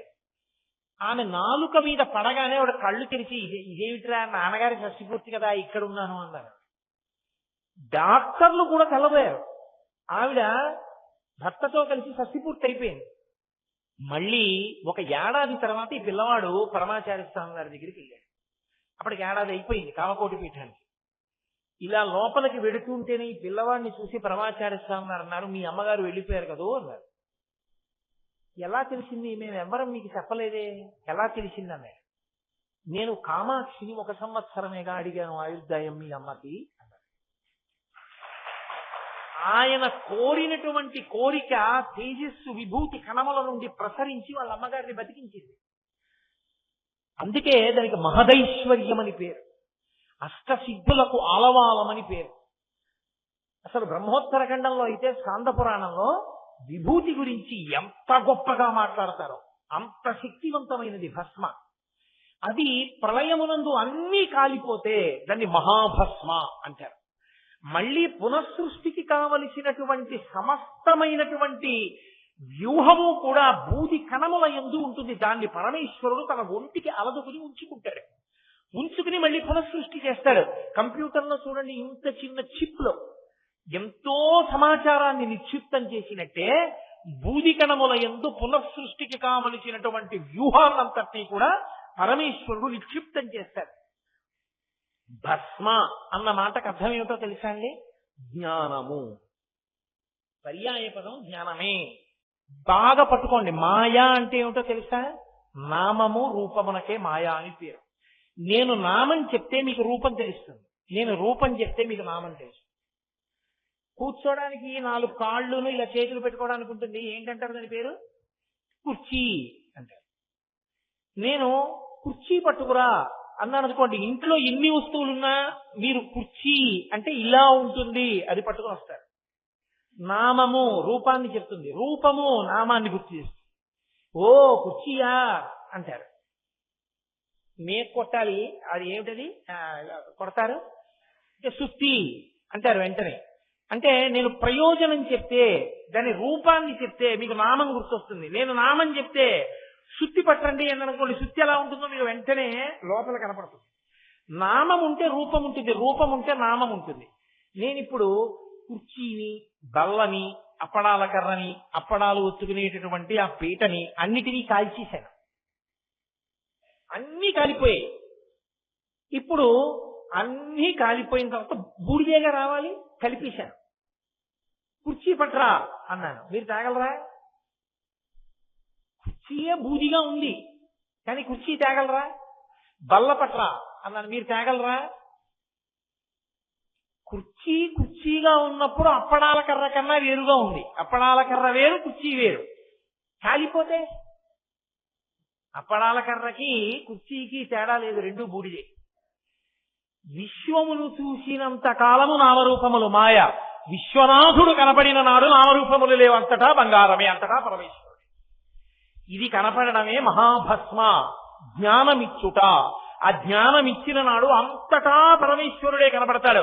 నమస్త్యాయిత భేమ్యాయిత శకత్యాయిత ప్రవాహ్యాయిత నమ వృక్షాయిత హరికేశాయోపవీతినే పుష్టానాం పతయే నమో నమో మేఘ్యాయిత విద్యుత్యాయిత. ప్రవాహంలో, మేఘంలో, విద్యుత్తులో, ఆఖరికి దొంగలో, దుంగలో, వడ్రంగిలో, మేకులో, ఎందులో మీరు చూసినా పరమేశ్వరుడే మీకు కనపడతాడు తప్ప ఇందుగలడందులేడని సందేహము లేదు అని ప్రహ్లాదుడు చెప్తాడే. హరి సర్వోపగతుండెందెందు వెతకి చూసిన అందందే కలడు దానవగ్రని వింటే. పరమేశ్వరుడు అంతటా కనపడతాడు ఒకడికి, నామరూపాలు కనపడతాయి ఒకడికి. ఇద్దరు చూస్తున్నది ఒక వస్తువునే, ఒకడికి నామరూపాలు కనబడతాయి, ఒకడికి నామరూపాలు కనబడవు, పదార్థం కనబడుతూ ఉంటుంది లోపల ఉన్నది. అదే మాయకి బ్రహ్మమును తెలుసుకున్న వాడికి తేడా. నేను మీకు ఇంకొక ఉదాహరణ చెప్పాలంటే, ఒరే వెళ్ళి బంగారం అంతా ఉందో లేదో చూడు బీరువాలో, వీధి తలుపు నిన్న రాత్రి వేయలేదు, నేను లేకొచ్చేటప్పటికి వీధి తలుపు తెరిచింది, నేను ముందు పడుకున్నాను, మీరు టీవీ చూసి పడుకున్నారు ఏంట్రా తలుపు వేయకుండా, చూసేటప్పటికి బీరువా తాళాలు పెట్టున్నాయి, అసలు బంగారం ఉందో లేదో చూడు బీరువాలో అన్నాను. కొడుకు గబగబా వెళ్ళి ఏదో మా ఇంట్లో ఉండే బంగారం అంతా ఉంటే, బంగారం అంతా పెట్టే డబ్బా ఒకటి ఉందనుకోండి, ఆ డబ్బా చూసి ఇలా చూసి, నాన్నగారంటే ఇంట్లో బంగారం లేదు. అయ్య బాబోయ్, బంగారం ఎత్తుకుపోయాడు అనమాట దొంగాడు. 30 ఏళ్ల పాటు సంపాదించిన బంగారం రా. గుండె జారిపోయి ఇంటి యజమాని ఇల్లాలు పరుగున వచ్చి డబ్బాలో చూశారు, అక్కడే ఉంది బంగారం. నీ అసాధ్యం, కూలిపోను, గుండె అయిపోను రా, బంగారం లేదంటే ఇదిగో బంగారం అని. అన్నీ ఉన్నాయో లేదో తెల్లటి తువ్వాలేసి దాని మీద పోసి గొలుసులు, ఉంగరాలు, కంకణములు, కేయూరములు, పట్టాలు అన్ని పెట్టారు. కొడుకంటాడు, నాన్నగారండి బంగారం ఉందా అని కదా మీరు అడిగారు, బంగారం ఏది? గొలుసు ఉంది, ఉంగరం ఉంది, చెవులకు పెట్టుకునే కర్ణాభరణం ఉంది, కేయూరం ఉంది, కంకణం ఉంది, బంగారం లేదుగా. తండ్రి అంటాడు, ఓరి నీ అసాధ్యం కూడా ఉన్నది బంగారమేరా, బంగారమే గొలుసుగా ఉంది, బంగారమే కంకణంగా ఉంది, బంగారమే ఉంగరంగా ఉంది, బంగారమే కర్ణాభరణంగా ఉంది, బంగారం లేకుండా ఉండవు, ఇదిగా లేకపోయినా కరిగిస్తే బంగారం ఉంటుంది. లోపల బంగారాన్ని చూస్తున్నాడు తండ్రి, నామరూపాలు చూస్తున్నాడు కొడుకు. నామరూపాలే చూసినవాడు నేను నాదులతో ఉన్నవాడు, లోపల బంగారాన్ని చూస్తున్నవాడు జ్ఞానముతో భస్మ అనుగ్రహమును పొందినవాడు. ఇది జ్ఞానాగ్ని, పరమేశ్వరుడి 3వ కన్ను అన్న మాటకు అర్థం అది. అందుకని చితారజ పుంజ విచర్చితాయ అంటే ఆయన శవభస్మ అలదుకుంటాడు అంటే అదేదో అమంగళం, అదేదో అపవిత్రం, ఆయన అలా రాసుకుంటాడు అనుకోక్కర్లేదు. చితి మీద శవభస్మ ఎవరో కాదు, మందే కదూ. కాబట్టి ఆయన మనకి నేర్పుతున్నాడు, నువ్వు ఈ జ్ఞాన దృష్టితో చూడడం రానంత కాలం, నేను నాదులతో అనుబంధాన్ని పెట్టుకుని బతికేసినంత కాలం మళ్లీ పుట్టడం మళ్లీ చావడమే. పునరపి జననం పునరపి మరణం పునరపి జననీ జఠరే చయనం ఇహ సంసారే బహుదుస్తారే కృపయాపారే పాహిమురారే అంటారు మొహముద్గరంలో.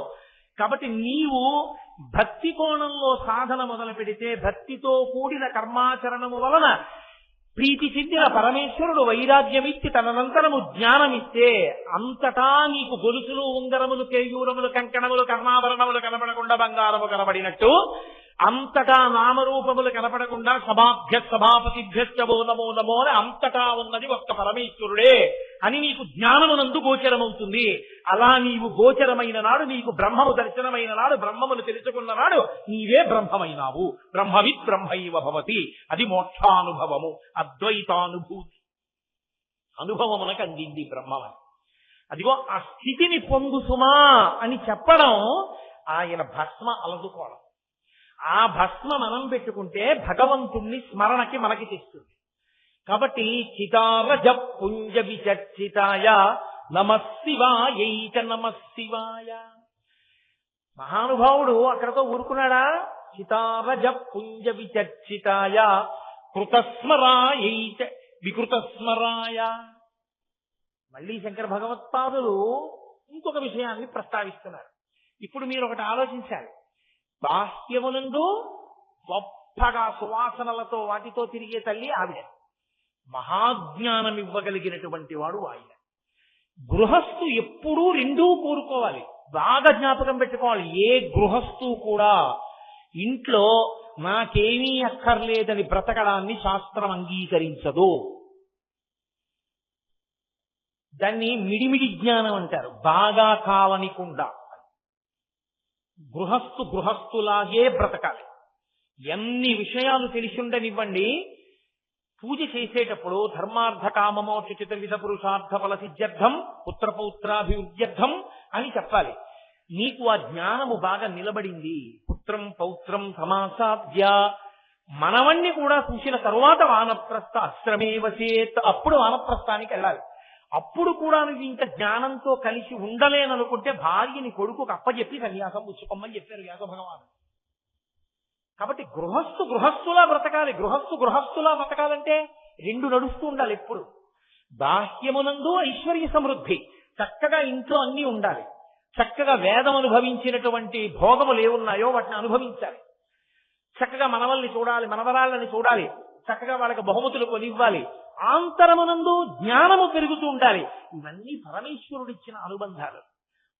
ఆ మనవడెవరో నాకు తెలుసా? నాకు తెలీదు. వాడు నాకు ఏదో ఇంకో ఏడాదిన్నర తర్వాత ఎప్పుడో నాకు మనవడు వచ్చాడు అనుకోండి, వాడిని చూసి చూడగానే నేను నా మనవడంట.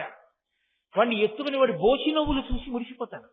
తెల్లవారుజామున లేచి సంధ్యావందనానికి ఎడుతుంటే వాడు గోడ మీద చిన్న దీపాన్ని చూసి కాళ్ళు చేతులు ఎత్తి ఆడుకుంటూ వాళ్ళ అమ్మ డొక్కలో పడుకుని ఉంటే నా కూతురు నిద్రపోతోంది అనుకోండి, నేను ఆ పసిపిల్లవాడిని చూసుకుని మురిసిపోతాను. నా మనవడని. వాడు రెండు మాటలు తిమ్మితే బెంగెట్టుకుంటాను. ఎక్కడి నుంచి వచ్చాడు వాడు? నాకు 53 ఏళ్ళు వచ్చే వరకు వాడు ఎవరో తెలియదే. 53వ ఏట వచ్చిన వాడితో నాకు అంత అనుబంధం. వాడు నాతో మాట్లాడా? నాకేమైనా ఓ పండిచ్చాడా, ఓ కాయ ఇచ్చాడా, ఓ పంచిచ్చాడా? ఎక్కడిది అనుబంధం? ఎక్కడి నుంచి వచ్చాడు వాడు? పరమేశ్వరా, చూసుకుని మురిసిపోరా అని నాకు ఆయుద్ధాన్ని ఇచ్చి నాకు మనవాడిని ఇచ్చావా? తండ్రి నీకు నమస్కారం అని నువ్వు అనగలిగితే నీకు మనవడు బంధనం కాదు. ఈయన నా మనవడు, ఇంకా సంపాదించి నేను పట్టుకొచ్చి వీడికి కూడా ఇచ్చేస్తుండాలనుకుంటేనే పాడైపోతాం. కాబట్టి బాహ్యమునందు అభివృద్ధి, ఆంతరమునందు జ్ఞానాభివృద్ధి రెండూ పెరగాలి. అందుకే అమ్మవారిలాగా లక్ష్మీ కటాక్షం కనపడుతుండాలి. ఇంట్లో వృద్ధి ఉండాలి. అటు అయ్యవారిలా లోపల జ్ఞానం అభివృద్ధి చెందుతూ ఉండాలి. పండవలసిన పండు పండకుండా అలాగే ఉండిపోయింది అనుకోండి, దోరగాను ఇది ఎంతకీ పండట్లేదేమిట్రా, దీంట్లోకి పురుగులు ఏమైనా దూరి పాడు చేసేయేమో, అందుకే ఇది పండట్లేదంటాం. పండిపోయింది అనుకోండి ఏదైనా అందం ఉంటుంది. పండిపోయిందని గుర్తు ఏమిటంటే ఇంకా పట్టుకుని ఉండదు. పువ్వుగా, పిండెగా, కాయగా పట్టుకుంటుంది. పండుగా విడి కింద పడిపోతుంది. పండిపోయాడంటారు. అందుకే మన వాళ్ళు పంటలు వేయండి అంటారు ఆడుకునేటప్పుడు. పరమపద సోపాన పటం ఆడితే పండిపోయాడండి అంటారు. ఆయనకేమండి మహానుభావుడు పండు అంటారు. ఆయన పండిపోయాడండి అంటారు. పంట పండు. పండు అంటే ఆయన పట్టుకోవలసిన నాళ్ళు పట్టుకున్నాడు. ఎప్పుడు విడిచిపెట్టాలో అప్పుడు విడిచిపెట్టేశాడు. అందుకే పట్టు విడుపు తెలియాలండి అంటారు. తప్ప అదే పనిగా పట్టు కూర్చుంటే పట్టుకోవలసిన దాన్ని వదిలిపెట్టేసుకుంటాం. ఏది పట్టుకోవాలో దాన్ని పట్టుకుని, పట్టుకోవలసిన దాని కోసం పట్టుకున్న దాన్ని వదిలిపెట్టి దాన్ని పట్టుకున్నవాడు పట్టుకోవలసిన దాన్ని పట్టుకుని పట్టుకోవలసిన దాంట్లోకి చేరిపోతాడు. అది పండిపోవడం. పండిపోయినది జారిపోవాలి. ఆ పండు అర్ధంతరంగా పండిపోకూడదు. అది ఉడికిపోయిందంటారు. అది గృహస్థాశ్రమంలో ఉండి ఇంకా మనవాడు పుట్టక ముందే విర్రి ఆలోచనలు పుట్టాయనుకోండి, అది ఉడుకు పండు. అది సరిగా పరిపక్వతకి రావా. అది మంచి సువాసనతో ఉండదు. అది తాగుతున్నప్పుడు తీపి ఉండదు. పుల్ల పుల్లగా ఉంటుంది, గడ్డలుగా ఉంటుంది. బాగా ముగ్గి పండి నేల మీద పడింది అనుకోండి, దాన్ని మీరు ఇలా ఎత్తి పట్టుకుంటే చాలు, చేతిలోకి రసం కారిపోతుంటుంది. దాన్ని ఇలా జుర్రుకుంటే చాలు, అపారమైన మాధుర్యంగా ఉంటుంది. లోపల గట్టిగా ఉన్నది రంగు మారిపోయి పండిపోయినప్పుడు ఏదైనా ఒకటే రంగు పచ్చగా అయిపోతుంది, ఎర్రగా అయిపోతుంది. అయిపోయి పండిపోయింది అంటే అది వేపకాయ చేసేదేమో కానీ వేప పండైతే తీపి. ఏదైనా పండిపోతే తీయగా అయిపోతుంది. తీయగా అయిపోయింది, పండులా అయిపోయింది అంటే ముచికని విడిచిపెట్టడానికి సిద్ధపడింది. ఇది ఆంతరమునందు వృద్ధి, అది బాహ్యమునందు వృద్ధి. రెండు ఉండాలి గృహస్థుకి. ఈ రెండు ఉండాలంటే ఈ రెండు ఉండేటట్టుగా చూపిస్తున్నారు శంకరాచార్య వారు. అది జగద్గురువుల ప్రతిభ. అందుకని మహానుభావుడు ఇటుపక్క కస్తూరికా కుంకుమ చర్చితాయై, అటు చితారజ పుంజ విచర్చితాయ, కృతస్మరాయై వికృతస్మరాయ. వాళ్ళిద్దరి యొక్క గొప్పతనం ఏమిటో చెప్తున్నారు. అమ్మవారు ఏం చేసింది? కృతస్మరాయై, మన్మధుణ్ణి బ్రతికించింది. బ్రతికించింది అన్న మాటకు అర్థం పుట్టించింది కాదుగా. బ్రతికించింది అంటే అంతకుముందు పుట్టాడు, పుట్టి చచ్చిపోయాడని గుర్తు కాదు. అప్పుడే కదా మళ్ళీ బ్రతికించడం అన్న మాట వస్తుంది. బ్రతికి అంతకుముందు పుట్టి తిరిగి బ్రతికుండి చచ్చిపోయాడు అనుకోండి, అప్పుడు బ్రతికించడం అన్న మాట వస్తుంది. లేకపోతే ఇప్పుడే కొత్తగా లోకంలోకి వస్తుంది అనుకోండి, సృష్టించింది అంటారు. శంకరాచార్యులు వారు సృష్టించింది అమ్మవారం లేదు, కృతస్మరాయై బ్రతికించింది ఆవిడన్నారు. అందున శంకర భగవత్పాదులు ఎక్కడైనా ఒక మాట వాడారనుకోండి, మీరు అక్షరం మార్చలేరు. మన్మధుడికి బోలెడన్ని పేర్లున్నాయి. ఎన్ని పేర్లున్నాయో, మనసిజుడు, మన్మధుడు, పుష్పబాణుడు, ఎన్నో పేర్లు. ఇక్కడ ఆయన ఏం వాడ, స్మరాయై అన్న మాట వేశారు, స్మరుడు అన్నారు. స్మరుడు అన్న మాటకు అర్థం ఏమిటో తెలుసా అండి? త్వర కల్పిస్తాడు ఆయన, తొందర పెడతాడు. ఇంకా ఏ విషయం మీద దృష్టి నిలబడదు. ఎంతసేపు ఏది కోరుకున్నాడో దాని మీదే దృష్టి ఉండి తొందరగా దాన్ని అనుభవించాలన్న కోరిక కల్పించినటువంటి శక్తికే స్మరుడని పేరు. స్మరణల రూపంలో తొందర పెట్టేస్తాడు, కాముకులను తొందర పెడతాడు. అది స్మరుడు అంటారు. అప్పుడు ఆ స్మరుడు చచ్చిపోయాడు ఒకప్పుడు. ఎవరి చేతిలో? ఆవిడ భర్త చేతిలోని. పరమశివుడే చంపేశాడు. ఎప్పుడూ నేను చెప్పక్కర్లేదు, మీ అందరికీ తెలుసు. ఆయన తపస్సు చేసుకుంటున్నాడు, ఆవిడ దాక్షాయినిగా శరీరాన్ని విడిచిపెట్టి హైమవతిగా పుట్టింది, హిమవత్ పుత్రికగా. ఆమె ఆయనకి సపర్య చేస్తోంది. వాళ్ళిద్దరికీ కొడుకు పుడితే తప్ప తారకాసుర సంహారం అవ్వదు. అందుకని తొందరపడి దేవేంద్రుడు ప్రేరేపించాడు కదా అని మన్మధుడు వచ్చి బాణాన్ని ప్రయోగించి పరమశివుడికి కామోద్దీపనం చేద్దాం అనుకున్నాడు. మొదటి బాణం పడగానే ఆయనకు అనుమానం వచ్చింది, ఎవడు రా నా మీద బాణం వేసినవాడు. వెంటనే ఆయన మూడవ కన్ను తెరిచారు. భుగభుగమను పెరుమంటలు భగభగమని మండనంత బ్రహ్మాండంబుల్ దిగులుగా తెగిమరుపై చిచ్చు కన్ను దేవుడు ఇచ్చన్నంటారు వీరభద్ర విజయంలో పోతన గారు. ఆ మూడో కన్ను విప్పేటప్పటికి భుగభుగమను పెరుమంటలు భగభగమని మండనంత బ్రహ్మాండంబుల్ దిగులున అంత దిగులు పొందే లోకాలన్నీ భగభగమంటూ ఆ మంటలు పైకొచ్చి మన్మధుడిని కాలిస్తే బూది కింద పడిపోయింది, బూడిదై పడిపోయాడు. ఇప్పుడు మన్మధుడు చనిపోయాడు. మన్మధుడు చనిపోతే లోకంలో మన్మధుడు లేడు. మన్మధుడు లేకపోతే బాణం వేసేవాళ్ళు లేరు. మన్మథ బాణములను 5 ఉంటాయి. ఆ 5 పుష్పబాణములు. ఆ 5 పుష్పబాణములు వేస్తే కామోద్రేకం కలుగుతుంది. పురుషుడికి స్త్రీ యందు, స్త్రీకి పురుషుని యందు. దాని వలన ప్రత్యుత్పత్తి కలుగుతుంది, సంతానోత్పత్తి జరుగుతుంది. ఇప్పుడు మన్మధుడు లేడు కాబట్టి సమస్త ప్రాణుల యందు కామవికారం ఆగింది. మనుష్యులే కాదు, సమస్త ప్రాణులకు కామవికారం లేదు. అందరూ హాయిగా పరమ సంతోషంగా తృప్తిగా ఉన్నారు తప్ప ఎవరి మనసులలోనూ ఆందోళన లేదు, తొందర లేదు, ఏదో పొందాలన్న కోరిక లేదు, అలా ఉన్నారు. ఇప్పుడు అమ్మవారు ఏం చేసిందంటే మన్మధుడిని బతికించి, ఇది కృతస్మరాయై, అమ్మా నువ్వు బతికించావు. వికృతస్మరాయ, బతికించాక చంపలేదు, ఆయన చంపాక నువ్వు బతికించావు. శంకరుడు చెప్పడంలో మాత్రం నువ్వు బ్రతికించిన దానివి, ఆయన చంపినవాడు అన్నారు. ఇప్పుడు మీకు ఇది మామూలుగా బయట చూస్తే ఏమనిపిస్తుందంటే, ఏమంటే శివుడే మేలు చేశాడు మనకి, అమ్మవారే ఇబ్బంది పెట్టిందండి అంటారు కాదు. నిజంగా అమ్మవారు మన్మధుడిని బతికించలేదు అనుకోండి, మనందరం యోగులు పెద్ద పెద్ద స్వామీజీలం అయిపోదాం కాదు. అసలు ఎవ్వరికీ కామోద్రేకం అన్నది లేదు, హాయిగా ప్రశాంతంగా ఉంటాం. అమ్మవారు మన్మధుడిని బతికించబట్టి ఆయన తీసుకొచ్చి ఆ బాణాలు బట్టి లేనిపోల అల్లరంతా బయలుదేరింది. కాబట్టి ఎందుకు ఆవిడ బతికించడం? అలా బ్రతికించకపోతే హాయిగా ఉంటుందిగా. అంటే ఆవిడ బ్రతికించడానికి ఒక కారణం ఉంది, ఆయన చంపడానికి ఒక కారణం. ఆయన చంపినప్పుడు ఈవిడ బ్రతికించింది అనుకోండి, ఏమనాలి పరమశివుడు? అంటే నేను చంపేవాడిని నువ్వు బతికించేదానివి అనమాట. అంటే నే చేసిన పనుల్ని నువ్వు దిద్దుతుంటావు అనమాట. అంటే నేను చేతకానివాడిని, నేను కోపం వచ్చి తప్పు పనులు చేస్తుంటాను, నువ్వు దిద్దుతుంటావు అని దెబ్బలాడద్దు పార్వతీదేవిని. మరి ఎక్కడ దెబ్బలాడినట్టుందా పురాణంలో? ఎక్కడ లేదు. ఈయన చంపేశాడు, ఆవిడ బతికించేసి ఇద్దరు సంతోషంగా ఉన్నారు. అదేంటి అలా ఎలా జరుగుతుంది? ఇది మిమ్మల్ని ఆలోచించమని శంకరాచార్యుల వారి యొక్క ప్రతిపాదన. అది నువ్వు ఆలోచిస్తే వాళ్ళిద్దరి దాంపత్యంలో ఎంత అవగాహన ఉందో నీకు అర్థం అవుతుంది. అర్థమైతే ప్రతిదానికి అంటే మీరు తప్పు చేస్తే నేను చెప్పకూడదా అంటాం, నేను చెప్పిన దాన్ని దిద్దగలిగించారువా అని ఆయన అండవు ఉండవు. ఎక్కడ ఏది మంచి ఉందో అది స్వీకరించి ఒప్పుకొని సంతోషంగా బ్రతకగలిగినటువంటి వ్యవస్థ ఏర్పడుతుంది.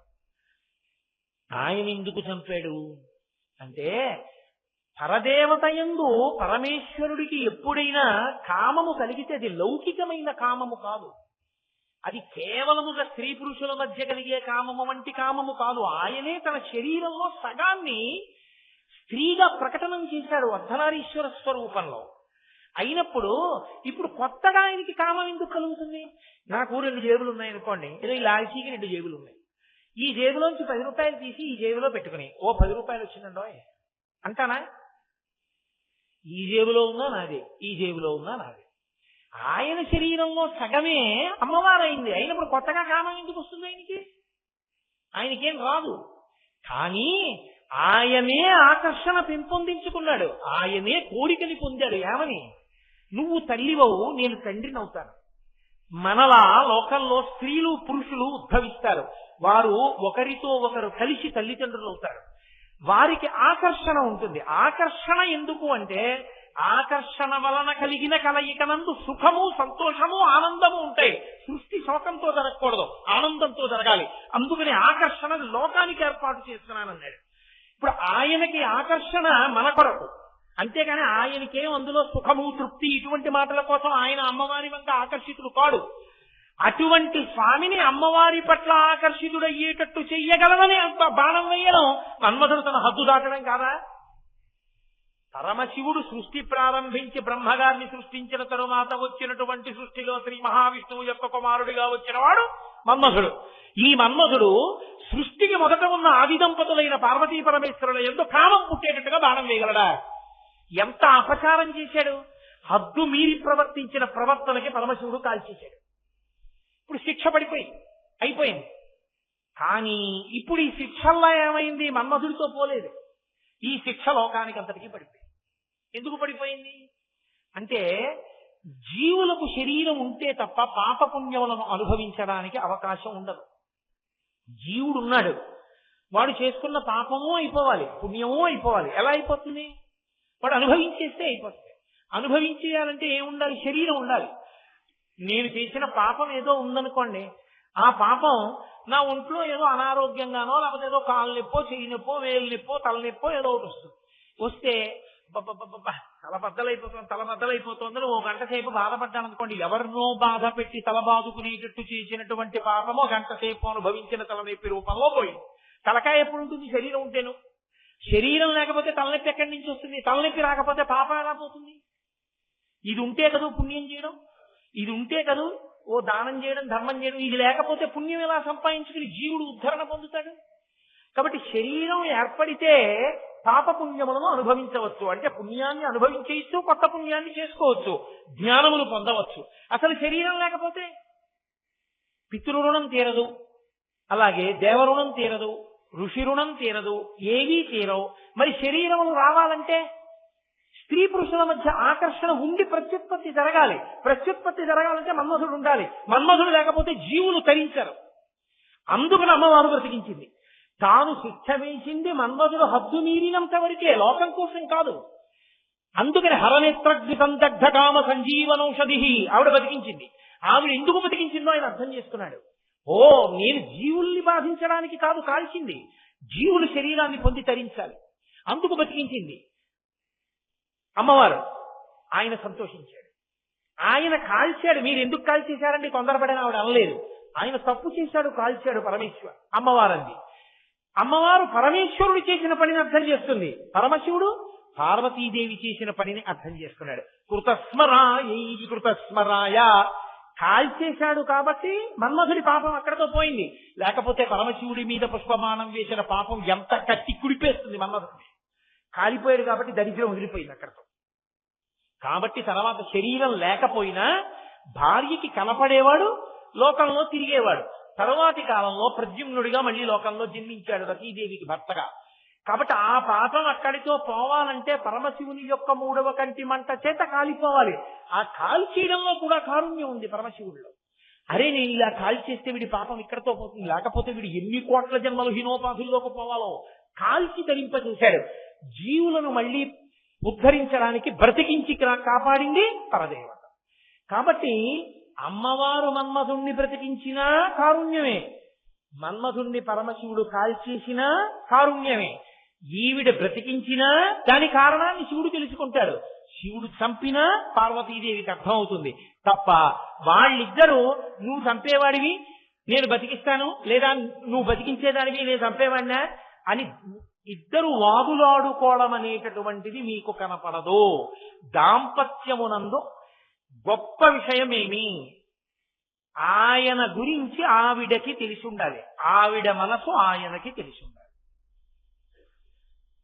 మీ నాన్న 5ంటికి కాఫీ తాగితే ఇక మళ్ళీ ఏమీ తాగరు, కాబట్టి 4ంటికి కాఫీ ఇచ్చే ఇంట్లో ఉన్నారు కాబట్టి 4ంటికి కాఫీ ఇచ్చేస్తే ఆయన 5 గంటల ఉపన్యాసానికి కాసిన పాలు తాగి బయలుదేరతారు.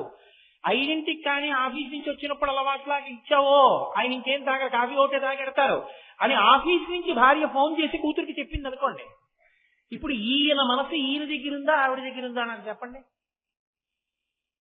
ఈయన 5 గంటలకి కాఫీ తాగితే ఇక మళ్ళీ ఏమీ తాగకుండా ఉపన్యాసాలకు వెళ్ళిపోతాడు. అందుకని 4ంటికి ఇచ్చేస్తే గంట తర్వాత కాసిన పాలు తాగుతాడని గుర్తు పెట్టుకుని ఆఫీస్లో ఉన్నావిడ ఫోన్ చేసి ఈయనకి కాఫీ ఇప్పించింది ఇంట్లో ఉన్నాయి. ఇప్పుడు ఈయన అవసరాన్ని, ఈయన మనసుని, ఈయన ధోరణి ఆవిడ దగ్గర ఉంది. ఆవిడ 4 గంటలకి కాఫీ పంపించమంటే కూతురు 4ంటికి కాఫీ పట్టుకొచ్చి ఇచ్చింది. అప్పుడే ఎందుకే అన్నాడు. మళ్ళీ 5 అయితే మీరు తాగరు కదా, అమ్మ ఇప్పుడు ఇచ్చేస్తే 5ంటికి పాలు తాగుతారని అవునేవు అని తాగాడు. అంటే తన మనసు ఆమె గుర్తించిందని తాగాడు, అంతేకాని అజ్జపడే తాగలేదు అని అనలేదు. మీరు బాగా పట్టుకోండి, నేను ఒక లౌకికమైన ఉదాహరణ చెప్పాను కానీ అసలు నిజంగా మనసులు కలవడమే దాంపత్యము. అది లేనినాడది ఉమ్ముతడితో గాలిపటానికి అంటించిన తోకలా ఉంటుంది, పిల్లలు అంటిస్తారే ఊడిపోతుంది. అలా ఉంటాయి ఆ దాంపత్యాలు. ఈవిడ మనసు ఆయనకి తెలియాలి, ఆవిడ మనసు ఆయనకి తెలియాలి. తెలిసిన నాడు ఆవిడ బలహీనతని ఆయన కప్పిపుచ్చుతాడు, ఆయన బలహీనతని ఆవిడ కప్పిపుచ్చుతుంది. కప్పిపుచ్చి ఒండరులు కలిసి సంతోషంగా జీవనాన్ని చేస్తారు తప్ప ఆవిడ లోపాలను ఆయన వెతికి ఆయన లోపాలను ఆవిడ వెతికిందనుకోండి అది దాంపత్యం కాదు, అది అసహ్యం. అలా ఎన్నాళ్ళు చెప్పుకుంటావు బయటికి వెళ్ళి నేరాలు, ఎన్నాళ్ళు చెప్తావు? 40 సంవత్సరాలు వచ్చేసాయి నీకు. Are you not ashamed? నీ మీద భార్య నేరం చెప్తే నీకు సిగ్గే ఇట్లా? నీ భార్య మీద ఇంకొకటికి నేరం చెప్పి మా ఆవిడికి కొంచెం సలహా చెద్దురు అని చెప్పడానికి నువ్వు సిగ్గుపడద్దు? కడుపున పుట్టిన బిడ్డకి పోలియో వచ్చిందనుకోండి, తండ్రి బెంగ పెట్టుకుంటాడు. 1,00,000 దాద్దాం అనుకున్న తండ్రి 5 లక్షలు దాస్తాడు. అరే పోలియో పిల్లకి రేపు పొద్దున్న 5 లక్షలు ఇస్తే కాస్త మంచివారుడు వస్తాడేమో, అలాగే 2 లక్షలు ఇచ్చినా ఎందుకైనా మంచిది, దాని పేరు మీద 3 లక్షలు ఉంచుదాం, పాపం పిల్ల అవుకు పిల్ల అని బెంగ పెట్టుకుంటాడు తప్ప ఇది పోలియోతో బాధపడుతున్నటువంటి పిల్ల అని ఈసడించి వీధిలోకి వెళ్ళి మా అమ్మాయికి పోలియో అంటే నా దరిద్రం అంటాడా? అనడు. ప్రేమ చేత తన కూతురుకున్న అవకరాన్ని తండ్రి కప్పించాడు. నీ భార్య యందు బలహీనత ఉంటే భర్త సమర్థతతో కప్పాలి, భర్త యందు ఏదైనా కించిత్ దోషం ఉంటే భార్య తన ప్రేమ చేత కప్పాలి. అది దాంపత్యం. వీధిలోకి వెళ్లి నేరం చెప్పుకోవడం దరిద్రం దాంపత్యం. ఈ అవగాహన ఎంత గొప్పగా ఉండాలంటే మన్మధుణ్ణి పరమశివుడు కాల్చేస్తే అమ్మవారు బతికిస్తే వాళ్ళిద్దరికి అర్థమైంది ఎవరు ఎందుకు కాల్చారో, ఎవరు ఎందుకు బతికించారో. కాల్చాడని ఆవిడ సంతోషించింది, బతికించిందని ఆయన సంతోషించాడు. అది వాళ్ళ దాంపత్యం. నువ్వు కూడా అలా ఉండడం నేర్చుకో. ఇది శంకరాచార్యుల వారి ఉపదేశం. అందుకని కృతస్మరాయ వికృతస్మరాయ. ఒక ఆవిడ మన్మధుణ్ణి బ్రతికించింది, ఒక ఆయన మన్మధుణ్ణి కాల్చేశాడు. ఒక ఆయన అంటే పరమశివుడు భర్త, భర్త కాల్చాడు, అమ్మవారు బ్రతికించింది. ఇది వాళ్ళిద్దరి దాంపత్యంలో ఉండేటటువంటి గొప్ప అవగాహన. అందుకే మీరు చూడండి, వాళ్ళిద్దరూ ఎప్పుడూ తల్లిదండ్రులుగా ఉంటారు. మీరు చూడండి, తల్లిదండ్రుల యందు ఒక లక్షణం ఉంటుంది. తండ్రికి బాధేసింది అనుకోండి కొడుకు ప్రవర్తన గురించి, ఎంత కష్టపడ్డాను వాడి గురించి, రాత్రింబవళ్ళు కష్టపడి తీసుకొచ్చి రూపాయి రూపాయి రూపాయి రూపాయి కూడబెట్టి రేపు పొద్దున్న బ్యాంక్ లోన్ తీసుకుంటే మళ్ళీ వాడు ఉద్యోగం చేసుకుని కట్టుకోవాలని రూపాయి లోన్ పెట్టకుండా వాడిని అంత చదివించి వృద్ధిలోకి తెచ్చి ఉద్యోగం వేయించాను. మొన్నను మీ కంపెనీలో ఏమైనా బోనస్ ఇస్తారా అని అడిగాను. అబ్బాయి ఏమి ఇవ్వరు నాన్నగారు అన్నాడు. అన్న కాసేపటికే వాడి స్నేహితుడు వచ్చాడు. వచ్చి వీడు ఇంట్లో ఉండగా వీడు ఎదురుగుండానే, అదేంటి అంకుల్ మీకు బాబు ఏమైనా కొనిపెట్టారా, నేను మా నాన్నగారికి పంచెల షాపు అవి కొని పట్టుకెళ్ళాను, మాకు ఈ మధ్య బోనస్ ఇచ్చారు కదా, నువ్వేం కొన్నారో మీ నాన్నగారికి అన్నాడు. వాడు కొడుకు ఏం మాట్లాడలేదు, తండ్రి ఏం మాట్లాడలేదు, ఇంటికి వచ్చేసాడు. కానీ తండ్రి ఎంత బాధపడతాడు. వాడికి బోనస్ వస్తే నేను అడుగుతానే, కానీ వాడు చెప్పలేదు నాకు బోనస్ వచ్చింది, రాలేదని అబద్ధం ఆడాడు. అంటే వాడికి వస్తే నేను తీసుకుంటానా? తీసుకునేవాడిని అయితే వీడికి ఇంత ఖర్చు పెడతానా? ఎవరి కోసమే ఇదంతా, నేను పోయాక వాడికి ఇచ్చేస్తాను. కానీ వాడు మాట చెప్పడానికి దాచుకున్నాడు. చూసావా అంటే భార్యతో చెప్పుకుంటాడు కష్టాన్ని. భార్య ఎవరికి చెప్పుకుంటుంది కష్టాన్ని? ఆయనకే చెప్పుకుంటుంది. ఇద్దరూ చెప్పుకున్నారు. నిజమే, ధూర్తుడు ఏమున్నాడు అర్థం ఎటువంటి పిల్లాడండి. అలాంటి పిల్లాడు మన కడుపును పుట్టడం మన దరిద్రం అండి నిజంగా. అలాంటి వాడిని 9 నెలలు మోసానండి అంది. అయిపోయింది. వారం రోజులైంది. కొడుక్కి పచ్చకామెరలు వచ్చాయి, హాస్పిటల్లో జాయిన్ చేశారు. మామయ్య గారు మిమ్మల్నే కలుస్తున్నారు, ఆయన తొందరగా రండి మామయ్య గారు అని కోడలు ఫోన్లో అంది. ఉసే పిల్లాడికి కామెర్లుట, నన్నే తలుస్తున్నట్టే, బయలుదేరిపోదాం అన్నాడు తండ్రి. ఆవిడండి, ఏమన్నా మొన్న నన్ను చెప్పారు కదా కొడుకు మీద, ఎందుకండి వెళ్ళడం, వెళ్ళొద్దంటుందా అమ్మ అందో. కొట్టినా వాళ్ళే, పెట్టినా వాళ్ళే. కొట్టడం వాళ్ళ దగ్గరే ఉంటుంది, పెట్టడం వాళ్ళ దగ్గరే ఉంటుంది. ఎవరిలో? తల్లిదండ్రుల్లో. ఆ తల్లిదండ్రుల మధ్య ఉన్న అనుబంధం దాంపత్యం. తల్లిదండ్రులు అంటే అలా ఉంటారు లోకంలో. వాళ్ళిద్దరిది అదే ధోరణి. ఆ ధోరణే లోకానికి అంతటికీ వచ్చింది. అందుకే లోకం తప్పు చేసిందనుకోండి, ఆవిడ భర్తని రెచ్చగొట్టి దెబ్బ కొట్టిస్తుంది. నిరీశ్వర యాగం చేశాడు దక్ష ప్రజాపతి, అందరూ వెళ్ళారు తగుదనమ్మా అని. ఆవిడ ఆయనకి కోపం తెప్పించాలని శరీరం వదిలిపెట్టింది. పరమశివుడు రుద్రుడయ్యాడు, వీరభద్రుడిని సృష్టించాడు. వీరభద్రుడు వచ్చి యాగంలో ఉన్న వాళ్ళందరినీ చితక్కొట్టేశాడు. ఆఖరికి దక్ష ప్రజాపతి యొక్క మెడ కూడా కోసేశాడు. అందరికీ దెబ్బలు తగిలాయి. కొంతకాలం అయిపోయింది. మళ్ళీ ఆవిడ హైమవతిగా జన్మించింది. మళ్ళీ పార్వతీ పరమేశ్వరుడు దంపతులు అయ్యారు. పరమశివుణ్ణి ఏం అడగలేదు ఎవ్వరు. వెళ్లి క్షీరసాగర మథనం చేశారు అమృతం కోసం. అమృతం పుట్టింది. ఇప్పుడు అమృతం పుట్టడానికి ముందు హాలాహలం పుట్టింది. అందరూ పరిగెత్తుకుంటూ కైలాసానికి వెళ్ళారు. శని కైలాసముదొచ్చి శంకరుని వాసద్వారముంజేసి ఈశ్వరి దవ్వారికులడ్డుపట్ట తలవంతుందొచ్చి కుయ్యో మొర్రో విను మాలింపము చిత్తగింపము దయం వీక్షింపమన్ సంభుజానన ముక్కల్ కని రక్తరక్షణ కళా సంరంభురించెంబుని. ఆ కైలాసానికి వెళ్ళి తల్లిదండ్రులు మీరే రక్షించాలన్నారు. ఏమండి, వీళ్ళు ఇంతకు ముందు నిరీశ్వర యాగం చేశారు కదా, దక్షయజ్ఞం చేశారు కదా, మీకు హవిస్సు కూడా ఇవ్వనన్నారు కదా, అప్పుడు వీళ్ళందరూ తగుదనమ్మా అని వీళ్ళు హవిస్సు పుచ్చుకున్నారు కదా, ఇప్పుడు మంచి పని అయింది, హాలాహలం వచ్చింది, మీరు వెళ్ళకండి అందే ఆవిడ. అమ్మలేదు. పిల్లలండి రక్షించండి. ఆయన ఏం చేశాడు? గబగబా వెళ్ళి హాలాహలం పుచ్చుకుని నోట్లో పెట్టుకుని, మింగితే కడుపులో ఉన్న లోకాలు పోతాయి, వదిలితే పై లోకాలు పోతాయి, ఊర్ధ్వలోకాలు అధోలోకాలు పోకుండా ఉదరము లోకంబులకును సదనంబకు పెరిగి శివుడు తటుల విషగ్నిన్ కుదురుపునే కంఠబిలమున పదిలంబుగా నిలిపే సూక్ష్మ ఫలరసము ప్రియం. కడుపులోకి తీసుకోకుండా కంఠంలో పెట్టుకుని చల్లని శంకరుడు నల్లటి మత్సని పొంది నీలకంఠ, గరణకంఠ, శ్రీకంఠ అని పేరు పొందాడు. ఆనాడు పరమశివుణ్ణి రెచ్చగొట్టి రుద్రుణ్ణి చేసి దెబ్బ కొట్టించినా అమ్మవారే. మళ్లీ పిల్లలు ఇబ్బందిలో ఉన్నప్పుడు ఆయనకి గతం గుర్తు చేయకుండా వెళ్లి రక్షించండి పంపించి రక్షింపచేసినా అమ్మవారే. తల్లిదండ్రులంటే బిడ్డల్ని రక్షిస్తుంటారు. ఎప్పుడు ఒక దెబ్బ కొట్టడంలోనూ ప్రేమే ఉంటుంది, వాళ్ళకి పెట్టడంలోనూ ప్రేమే ఉంటుంది తప్ప కొట్టడంలో క్రౌర్యం, పెట్టడంలో ప్రేమ తల్లిదండ్రుల యందు ఉండవు. ఇంకెవరి ఎందైనా ఉంటాయేమో. కొట్టేటప్పుడు కూడా ప్రేమతోనే కొడతారు, వీడు బాగుపడాలని కొడతారు. పెట్టినప్పుడు కూడా వీడికి జీర్ణం అవ్వాలని పెడతారు. అందుకే 10 మంది ఉంటే పెట్టరు. ఎక్కడ దృష్టి తగులుతుందో అని అమ్మ కొంగు చాట్ట పెడుతుంది. లేకపోతే ఇలా అలా ఏదో మాట చెప్పి ఓ గదిలోకి తీసుకెళ్ళి వాడిని అక్కడ కూర్చి అని చెప్పి తలిపేసేస్తుంది. ఎక్కడ దృష్టి తగిలేస్తుందో అని బెంగ. పెట్టడంలో ప్రేమ, కొట్టడంలో ప్రేమ. కొట్టేటప్పుడు కూడా చేతి అది గోపకి తగలకుండా చంప మీద కొడుతుంది. ఎందుకంటే చెవికి తగిలితే కొడుకు ఏమవుతుందో అని. కోపంలో కూడా ప్రేమ.